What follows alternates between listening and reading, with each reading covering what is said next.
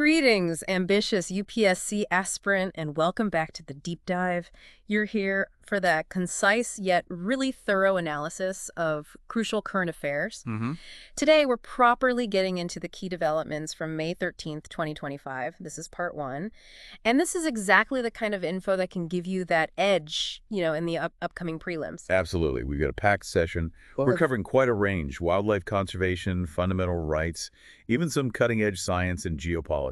Right, and actually, some of these topics might ring a bell. We might have touched on them before, which is honestly great for revision, helps lock it in. Exactly. Today's deep dive is really focused on areas vital for your exam. We'll be looking at the Indian gray wolf conservation challenges, the significance of the right to know, getting some insights into Crohn's disease. Earth's magnetic field changes. Right, that recovered PL-15 missile, the huge ecological importance of the Anamalai Tiger Reserve. The Great Nicobar Island Development Project, that's a big one.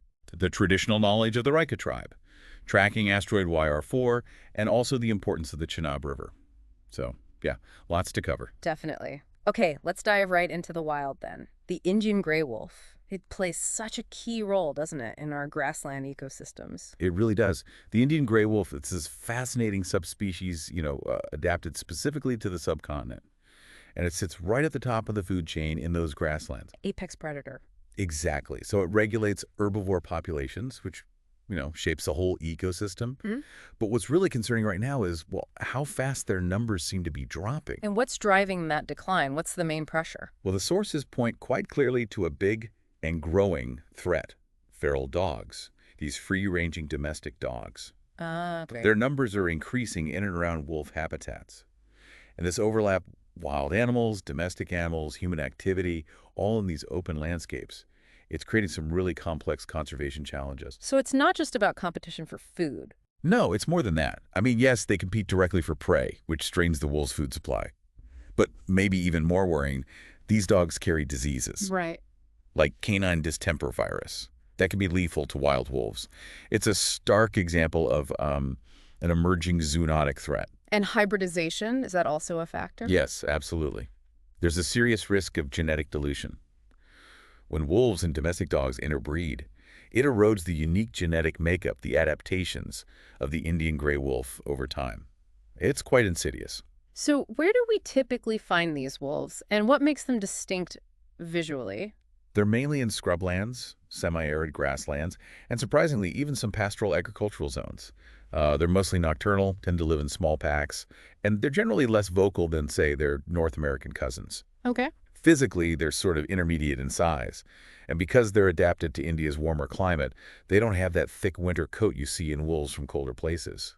Their range stretches from West Asia, like Israel, right across the Indian subcontinent. And how are they protected legally? What's their status? They have pretty strong legal protection, actually. Globally, on the IUCN Red List, they're least concern. But, and this is important, within India, because of these declines we're talking about, they're considered locally endangered. Right. Under CITES, they're appendix. That's for species most threatened with extinction. And crucially, under India's own Wildlife Protection Act of 1972, they're listed in Schedule 1. The highest level of protection. Exactly. The highest level available in the country. Now, there was a mention of the Maharashtra Forest Rules from 2014 about trespassing animals, specifically dogs. What's the issue there? Yeah, those rules technically allow for removing, sometimes even eliminating animals trespassing in reserve forest if they're seen as a threat to wildlife. Yeah. So that could include feral dogs. But it's not that simple, is it? Not at all. It's a huge ethical and practical headache for forest officials. Animal rights concerns make culling dogs extremely sensitive. Vaccination is often suggested, but think about the logistics. Yeah, the sheer numbers, the vast areas. Exactly. Capturing and vaccinating thousands of feral dogs across huge landscapes is incredibly difficult and expensive to do effectively. You mentioned the Kadbanwadi grassland in Maharashtra. Why is that area highlighted? Kadbanwadi is this large, about 2,000-hectare grassland. It's a really critical habitat, not just for the gray wolf, but also for other key species like the Bengal fox and striped hyena. Okay. And interestingly, the local shepherd community there, they have this long-standing traditional relationship with the wolves, a sort of coexistence for generations. It offers some valuable insights, perhaps, into how humans and predators might share landscapes. Fascinating. Okay, let's shift gears completely. From wildlife to, well, a cornerstone of our democracy, the right to know. The Supreme Court's been talking about this again recently. Yes, that's right. The recent judgment in the Wikimedia Foundation case is a really significant reaffirmation. The court was unequivocal. The right to know is a fundamental right. It's guaranteed under Article 19(1). Freedom of speech and expression. Precisely. And the court stressed this isn't just about transparency. It's fundamental for an informed citizenry. Why is it considered so vital for, the average citizen? Oh, its significance is huge. It lets people actively engage in public discussions, participate properly in democratic processes, and crucially, hold those in power accountable. Right. Makes sense. Access to justice is tied into it, too. You need information to understand your rights and how to seek remedies. Ultimately, it's about making sure the public can scrutinize what public authorities are doing. Can you break down the constitutional basis a bit more? How exactly does Article 19A connect to knowing things? Sure. Article 19A guarantees the freedom to express yourself without censorship. The Supreme Court has consistently said this isn't just about speaking or publishing, but also about the right to receive information. Okay. I mean, how can you form an informed opinion or participate fully in democracy if you don't know what the government is doing, how decisions are made, or even what happens in courts? So the right to know is seen as an essential, implicit part of free speech. And Article 21, right to life and personal liberty, how does that fit in? That connection comes from how the Supreme Court has interpreted Article 21 over time, especially since the Manaka Gandhi case in '78. Right, the expansion of Article 21. Exactly. They broadened its scope to include many rights needed for a life with dignity. And the right to information is now seen as one of those rights. Access to public information helps people make informed choices affecting their lives, participate in governance, and live with dignity. Okay, so just to summarize that point, the core idea of the right to know in India and the law that really put it into practice. Fundamentally, the right to know is seen as part of Article 19(1), empowering citizens to access public information. And the landmark law that gave it real practical force is the Right to Information Act, the RTI Act of 2005. Yeah. That created the framework. Got it. Okay, moving on to health. Crohn's disease has been in the news because of a recent lawsuit involving SpaceX, I believe. What exactly is it? Yes. Crohn's disease is a type of chronic inflammatory bowel disease, IBD. Basically, it's a long-term condition where you get persistent inflammation, swelling, irritation in the lining of the digestive tract. It's not just a simple upset stomach. And whereabouts in the digestive system does this usually happen? Well, technically it can affect any part, right from the mouth down to the anus, but most commonly. It hits the end of the small intestines, the ileum, and the beginning of the large intestine, the colon. Okay. And a key feature of Crohn's is that the inflammation often goes quite deep into the different layers of the bowel wall, not just the surface lining like some other conditions. What are the typical symptoms someone might experience? They can really vary quite a bit, and they tend to fluctuate. People have flare-ups, then periods of remission. But common symptoms include persistent diarrhea, quite severe abdominal cramping and pain, and often weight loss without trying. It can be really debilitating and potentially lead to serious complications if it's not managed well. How is it treated currently? Is there a cure? Unfortunately, no. There's no known cure for Crohn's disease right now. But, this is important, treatments have come a long way. Okay. There are various therapies, medications, sometimes surgery that can really significantly reduce symptoms, brought about long-term remission, so periods with little or no disease activity, and help heal the inflammation.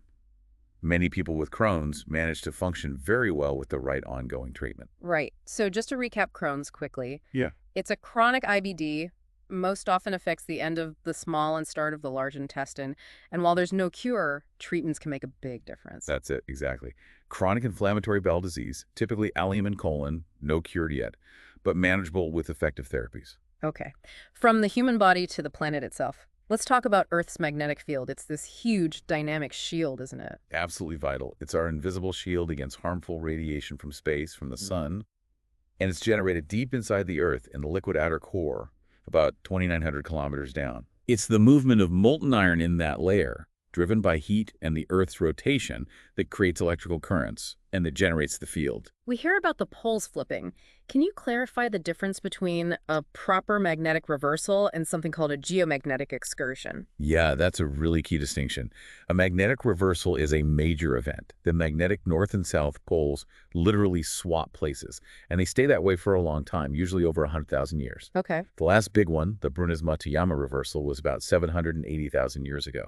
A geomagnetic excursion, though, is more like a temporary wobble. Oh. The field weakens significantly, the poles might wander a lot, but eventually they snap back to their original polarity. These excursions are actually much more frequent than full reversals, maybe 10 times as often. The La Champs excursion around 41,000 years ago is a good example. And how often do these full reversals happen? It's irregular, but over geological time, Earth has had loads of them, something like 183 reversals in the last 83 million years alone. Wow. So what actually causes these fluctuations? What's happening down there? It's all down to the incredibly complex, turbulent flow of that molten iron in the outer core. It's influenced by Earth's rotation, heat rising from the solid inner core. It's a dynamic system. Right. Generally, a mostly clockwise flow seems to maintain our current normal polarity. But if shifts happen, especially if significant anti-clockwise movements develop, that can weaken the field and potentially trigger these reversals or excursions. Are we seeing any trends right now? Is the field changing? Yes, definitely. Scientists are watching closely. Over the last 200 years, the field's overall strength has weakened by about 10%. 10%? That sounds like quite a bit. It is significant. If that rate continues, some models suggest the field could theoretically vanish in maybe 1,500 or 1,600 years. Yeah. Though that's a projection, of course. And the poles themselves. They're moving too. The North Magnetic Pole is drifting pretty rapidly towards Siberia, about 35 kilometers a year. The South Pole is shifting too, but slower, around 5 kilometers a year. These movements really reflect that ongoing turbulence deep within the core. How do scientists even study this? It's thousands of kilometers down and invisible. They use a whole range of clever techniques. Satellites and ground observatories give us real-time data. Historical records, like old ship logs with compass readings, are surprisingly useful. Ship logs? Really? Yeah. And things like archaeological artifacts, pottery fired in ancient kilns, can lock in the magnetic signature of the time. Then there are geological samples. Lava rocks capture the field's direction when they cool, sediments too. Okay. And finally, they analyze cosmogenic isotopes like beryllium-10 and carbon-14 trapped in ice cores. Their levels can indicate periods when the magnetic shield was weaker. Fascinating stuff. So, quick recap on the magnetic flip-flop. What is it? How often does it happen? And what's the main cause? Right. A magnetic flip-flop is the reversal of the magnetic poles. North becomes south, south becomes north. It happens irregularly, maybe every 200,000 to 300,000 years on average. But the last full one was 780,000 years ago. And the cause is that turbulent motion of molten iron in the Earth's liquid outer core. Okay. Now, for something with definite geopolitical resonance, the recovery of that PL-15 missile, what's the story here? Yeah, this is significant. Against a backdrop of, regional tensions and strategic calculations, finding a fully intact Chinese-made PL-15 long-range air-to-air missile in Hoshiarpur, Punjab, well, it's definitely noteworthy. Understanding the capabilities of such weapons is critical. So what exactly is the PL-15? It's what's called a BVRAM, Beyond Visual Range Air-to-Air Missile, designed to hit enemy aircraft way beyond where the pilot can see them. Okay. It was developed by China's 607 Institute and made by CASIC. That's a major Chinese state-owned aerospace and defense company. So it's high-tech stuff. Finding one intact gives analysts a chance to really study it. What are its key features? What makes it capable? It's got some impressive specs. It uses a dual-pulse solid rocket motor, which lets it hit speeds over Mach 5 times the speed of sound. Wow. Range is interesting. The version China uses domestically is reported to be 200, 300 kilometers. The export version, the PL-15E, has a declared range of 145 kilometers, but realistically, its operational range might be more like 100, 120 kilometers. Okay. It carries a decent-sized warhead, 20-25 kilograms, high explosive fragmentation type. But the guidance system is really sophisticated. It uses inertial navigation, gets updates from the Beidou satellite system, has a two-way data link. Yeah, and the radar seeker. Right. A terminal active radar seeker using ESA technology, active electronically scanned array. That's advanced stuff. It allows for tracking multiple targets simultaneously and offers better resistance to jamming. High accuracy, high lethality. Okay, so the key PL-15 specs, again, quickly: range, speed, and missile type. Range is up to 200, 300 kilometers domestic, 145 kilometers declared for export. Top speed exceeds Mach 5, and it's a beyond visual range air-to-air missile, a BVRAM. Got it. Right. Let's shift focus back to India's incredible biodiversity. The Anamalai Tiger Reserve in Tamil Nadu. What's happening there? They recently started their pre-monsoon estimation exercise, counting tigers and other wildlife in the Palachi and Tirupur forest divisions. These surveys are really vital for tracking the health of the reserve. Tell us a bit about the reserve itself. Where is it? What makes it special? It's located in the Anamalai Hills, straddling Palachi and Coimbatore districts in Tamil Nadu, quite high up, around 1,400 meters. It's strategically positioned on the southern side of the Western Ghats biodiversity hotspot. Okay. It's a big area, almost 1,500 square kilometers, with a core zone of nearly 960 square kilometers. And it connects to other protected areas, Parambiculum Tiger Reserve to the east, Chenab Wildlife Sanctuary, and Araviculum National Park to the southwest, plus reserve forests in Kerala. It forms this large, contiguous landscape crucial for wildlife. Does it have any international recognition? Yes, it does. Some specific parts within ATR, the Kari and Shola forests, the Grass Hills, Manchampati area, are recognized as UNESCO World Heritage Sites for their exceptional universal value. That really highlights its global importance. And who lives there? Are there local communities? Yes, several indigenous tribal communities call the reserve home. The Kadars, Muduvars, Malasars, Malay Malasars, Aravalars, and Pulayars. Their traditional knowledge has played a significant role in the region's ecology for a long time. What about the flora and fauna? What kind of environment is it? It's incredibly diverse. You've got everything from wet evergreen forests to semi-evergreen, moist and dry deciduous forests. Higher up, you find unique shola forests and montane grasslands, even savannas and marshes. A real mix. A huge mix. Flora-wise, around 2,500 species of flowering plants, including lots of balsams, crotalaria, orchids, and that famous Karinchi flower that blooms only once every 12 years. And it also harbors wild relatives of crops like mango, jackfruit, wild banana, ginger, turmeric, pepper, cardamom, a valuable genetic resource, and fauna. Of course, tigers, but also Asiatic elephants, sambar, spotted deer, barking deer, leopards, jackals, jungle cats, a really rich assemblage. Okay, quick summary for Anamalai. Locations, some tribal communities, and the main vegetation types. Located in Tamil Nadu, home to communities like Kadars, Mudivars, Malasars, etc., and vegetation includes evergreen, deciduous, shola forests, and montane grasslands. All right. Let's travel further south now to Great Nicobar Island. There's development news there. Yes, the Andaman and Nicobar administration recently put out a call for bids to do a social impact assessment. It's linked to land acquisition for the big Great Nicobar Holistic Development Project. This is a project with major environmental and social dimensions. Can you give us a sense of Great Nicobar Island? What's it like? It's the southernmost island of the Nicobar chain, separated from the Andamans by the 10-degree channel. It's over 1,000 square kilometers, but very sparsely populated. And get this, over 85% is covered in dense, untouched tropical rainforest. 85%? Incredible, isn't it? Over 100 kilometers of pristine beaches, coral reefs. It's where you find Indira Point, India's southernmost tip. Mount Thulier is its highest peak. Major rivers like the Galathea flow through it. And it's home to the Shampan and Nicobarese tribal communities. Does it have special ecological status, like Anamalai? Yes, it does. The Great Nicobar Biosphere Reserve is a UNESCO-designated site, recognized for its exceptional biodiversity and unique value.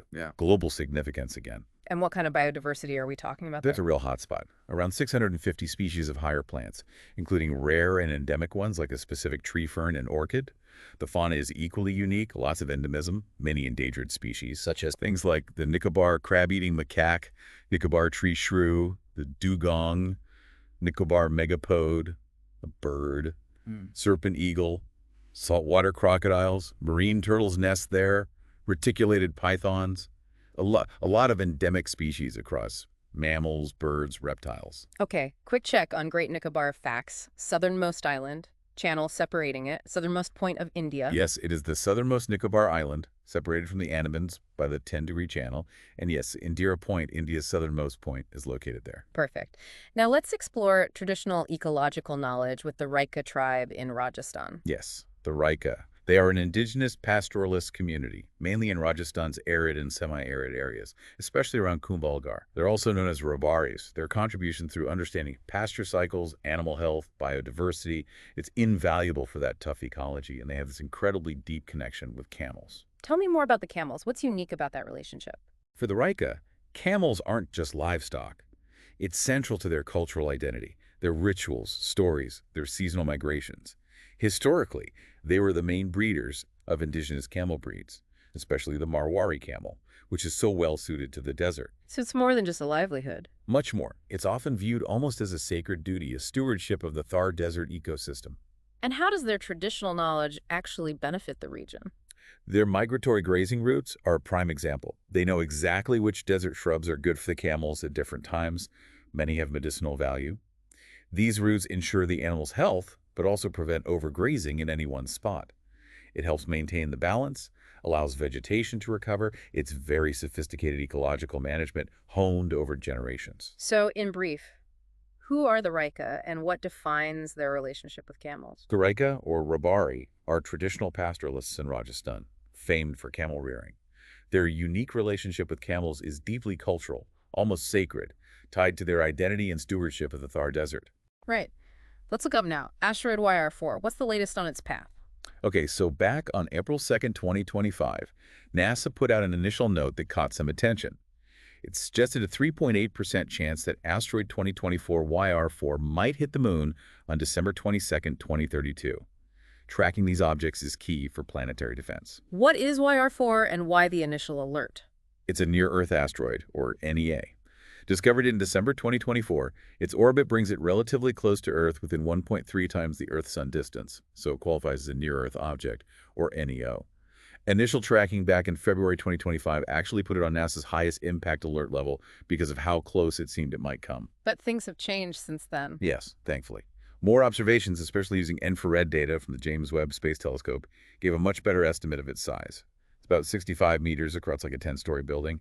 Importantly, that's smaller than the 140-meter threshold for being a potentially hazardous asteroid. And the impact risk. While early analysis showed a tiny chance of hitting Earth, the latest, more refined calculations show the risk of an Earth impact is now considered negligible. The moon impact probability also likely needs further refinement. Okay. Just for clarity, what are asteroids, generally speaking, and how are they classified? Sure. Asteroids are basically rocky leftovers from when the solar system formed about 4.6 billion years ago. Minor planets. They vary hugely in size and shape. And where are they usually found? Most live in the main asteroid belt, between Mars and Jupiter. Then you have Trojans, which share orbits with planets, often Jupiter, at stable points called Lagrange points. And finally, the near-Earth asteroids, or NEAs, whose orbits bring them close to Earth. Some of those are Earth crossers, meaning their path intersects ours. Got it. So quick points on YR4. Discovered when, why significant, and what are NEOs? YR4 is an NEA discovered in December 2024. It became significant due to its initially calculated close approach trajectory, making it interesting for planetary defense studies. And NEOs are near-Earth objects, asteroids or comets, whose orbits come close to Earth's, requiring monitoring for potential impact risks. Okay, last topic for this part, the Chenab River. There was news about the Baglihar Dam. That's right. Yeah. Reports indicate India opened gates at the Baglihar Hydroelectric Project Dam on the Chenab in Jammu and Kashmir's Ramban district. Water management in that river system is always a critical issue. Tell us about the Chenab itself, the name, its importance. The name means Moon River, from Persian Chan, Yeah. moon, and Ab River. It's a major river flowing through northwest India and into Pakistan. Crucially, it's a major tributary of the Indus River system. And its course. Where does it start and end? It starts high in the Himalayas in Himachal Pradesh at Tandi. That's where two streams, the Chandra and the Bhaga, meet. Hence, it's also called Chandrabhaga upstream. It flows west through Jammu and Kashmir, between the Pir Panjal and Siwalik ranges. Then it turns southwest into Pakistan's Punjab province. It eventually joins the Chehelm River, and then that combined flow empties into the Sutlej River, which itself flows into the Indus. How long is it? And its main role? It's about 974 kilometers long. It feeds vital irrigation canals, crucial for agriculture in both countries. It's also the largest river in Himachal Pradesh by water volume. Does it have significant tributaries feeding into it? Yes, several. Key ones include the Miarnala, Sohal, Thirot, Butnala, Marusadar, and Ladrari. They all add to its flow. And given it flows through both India and Pakistan, how is the water shared? That's governed by the Indus Waters Treaty. It's a long-standing treaty between India and Pakistan that lays out how the waters of the Indus Basin rivers, including the Chenab, are allocated and managed. Right, so key Chenab facts one last time. The two streams forming it, the major river it flows into, its origin point. Formed by the Chandra and Bhaga streams, it's a major tributary of the Indus River system, and it originates at Tandi in Himachal Pradesh. Well, that wraps up our deep dive for part 1 of May 13th, 2025. We certainly covered a lot of ground today, haven't we? A real mix of topics, all significant for your understanding and definitely relevant for the UPSC exam. Absolutely. We hope this focused look has given you some useful clarity and perspective on these developments. Just remember to keep up that dedicated prep and stay curious about everything happening around you. It really highlights how interconnected everything is, doesn't it? Yeah. Environmental conservation, international security, scientific discoveries, fundamental rights, they all weave together. Mm-hmm. And getting that holistic view, seeing those connections, that's so vital for navigating today's world and, well, for tackling the UPSC exam effectively. Couldn't agree more. Keep focused, keep learning. And of course, if you found this deep dive helpful for your UPSC preparation, please do give us a like and maybe subscribe for more in-depth analysis to help you on your journey.